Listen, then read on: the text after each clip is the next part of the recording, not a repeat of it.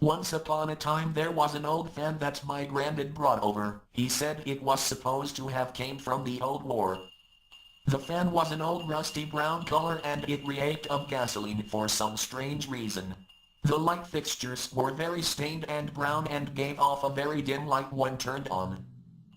I personally always hated the fan because it made a terrible screeching noise that sounded like someone screaming in horror, but it only did this at a certain time every night. My granddad insisted that we install it though, because he loved collecting stuff from the war. One dark quiet night, I heard the awful screeching sound again. It sounded so human. I got out of bed to check and see if it was in fact the fan or my granddad. As I was walking down the stairs I saw some liquid splattered on the walls and there was a large puddle of liquid on the floors. I couldn't make out what color it was, so I decided I would get a closer look. By this time the screeching sound stopped and all I could hear was this strange gurgling noise. What I saw next will haunt me for the rest of my life. I stared into my granddad's open door and saw his mangled body on the ceiling. His bones were broken and contorted in the shape of a fan, and he was hanging by his intestines. His body revolved around faster and faster. I could feel a gust of wind blow towards me, as well as a horrible putrid smell. I walked towards the room slowly in horror. The fan had completely vanished. Blood splattered on my shirt, hands, and arms. As he was rotating I grabbed my cell phone and dialed 911 but slipped in the puddle of blood and hit my head on the staircase. It knocked me out completely, but I could still hear the horrifying sound of my granddad swinging and the blood dripping to the floor. The gurgling sound was slowly fading away until it went silent. When I awoke, I found myself in a strange room.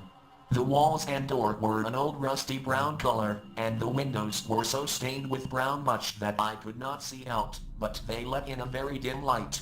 The gurgling sound started up again, and I could smell what seemed like gasoline from underneath the door.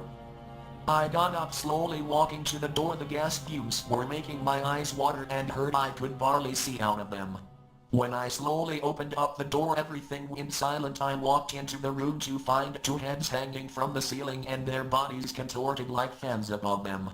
Their heads were still hanging by some bloody ligaments and they could still talk. They were telling me to help them. I didn't know what to do, but I noticed my cell phone was still in my pocket, so I grabbed it, and before I had a chance to dial the police the phone speaker started making the horrible screeching sound from the fan. Just then the two hanging bodies started rotating, just like my grandfather did. As they spun faster and faster, I started feeling the wind brush my skin. The hair on the back of my neck stood straight up. I dropped my cell phone and ran into the closest available room. Inside this room it was completely different. Everything was so clean and well taken care of. I saw in the distance some guy working on a fan, so I ran to him screaming about what I just saw. He followed me back to the room, but there was no trace of blood and the bodies were gone. At this point I thought to myself, am I starting to lose my mind? The man patted me on the shoulder and offered me something to drink. I looked around confused for a while, then I accepted. I had no idea where I even was, and was hoping he could maybe give me some answers. I first asked him in a very dazed and confused voice, "Where am I?"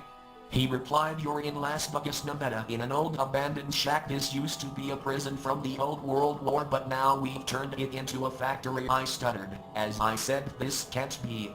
Just last night I was in Kentucky." Then he interrupted me and said, "Just take it easy, you probably had too much to drink."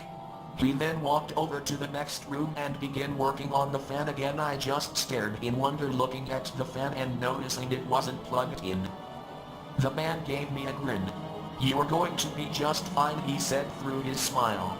The fan he was working on was brown and rusty, and smelled of gasoline. I realized it was the same fan that my grandfather had. I then screamed, "That's it. That's the fan." He just laughed and said, "That is ridiculous. This fan has been passed down for generations in my family. It's from 1917, 3 years after the First World War started." He gave me a reassuring smile and offered to buy me a bus ticket to get back home. There was a bus leaving town tonight. He offered me his place to stay at until then, which I kindly refused. All I wanted to do was leave this awful place. So I jogged briskly to the bus stop and waited for the bus. Finally it came and I got in, was going back home. I felt so emotional. I didn't know whether the last 24 hours of my life was just imagined or if it really happened. Couldn't wait to see if my granddad was still alive or not. I slept through most of my time on the bus. I kept having reoccurring nightmares of me hearing that same awful screeching sound, but then I would awake to realize it was just a dream. I finally made it home and rushed to the door. I knocked, but no one appeared to be home, so I rushed and quickly looked into the windows. I saw my grandfather sitting on his rocking chair watching television. I rushed in to give him a hug. He was rather confused. Right before my hand touched him, he faded away and the rocking chair kept rocking slowly backward and forward. I looked all around the house, but there was no evidence of the things I witnessed. Not even the fan was there. Then I heard a knock at the door. It was the delivery man.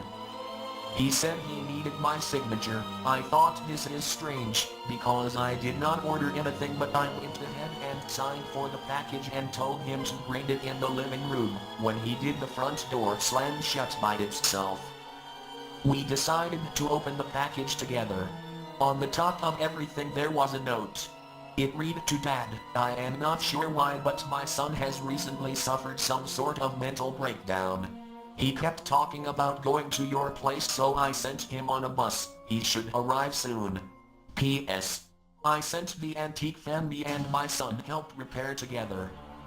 The delivery man picked up the fan and it started screeching loudly again.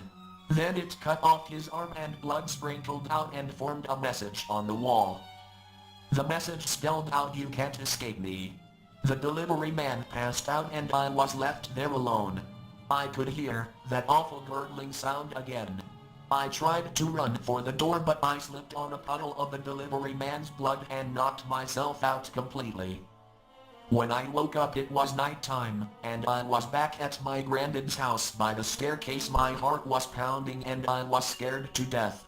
I looked up from the floor and I looked around the house frantically, but it seemed like nobody was home.